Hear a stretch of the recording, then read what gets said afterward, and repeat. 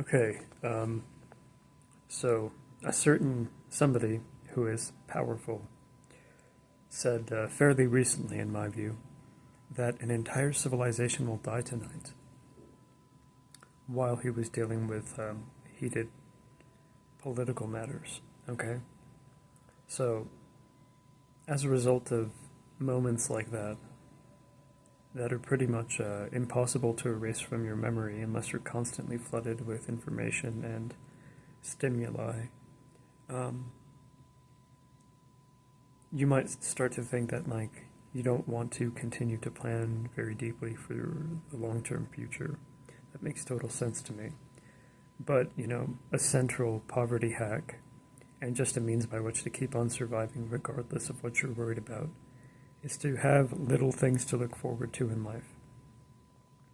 If you're not clinically depressed, that might mean you want to have like things to look forward to in the really short-term future, like in the next 2 weeks, and in the medium-term future, like in the next 6 months. You want to ignore 20-year plans if you don't imagine things going well. That's obvious. If you are depressed, then do whatever you can to make it through the next day or the next hour, because merely through living, we make people unconsciously attached to us. Even if nobody's really going out of their way to serve you and to nourish you in ways that make you want to stick around, you're kind of naturally part of a network of people's well-being, and you're not aware of the importance you have in other people's lives until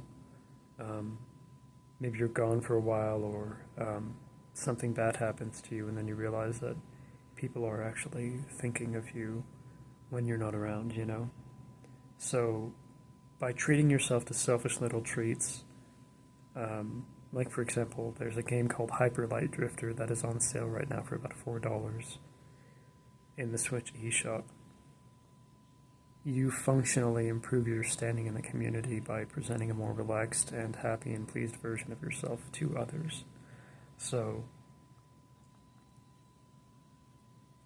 your selfishness to some extent will naturally serve others very deeply if you don't overdo it, I imagine that some of the people who watch my videos or read some of my future essays are going to need encouragement to treat themselves to things that they've earned and that will not put themselves or anyone else into any kind of debt, whether it's financial, emotional, or any other form of debt. So I don't really have a focused or coherent point for this video, but before I clock into work tonight, I want to let you know that if you are treating yourself to something that you enjoy, you should not feel this guilt in your heart that, oh, if I'm not putting everything of myself on the table for others, I'm somehow doing something bad, Your wants and needs matter no differently than anybody else's.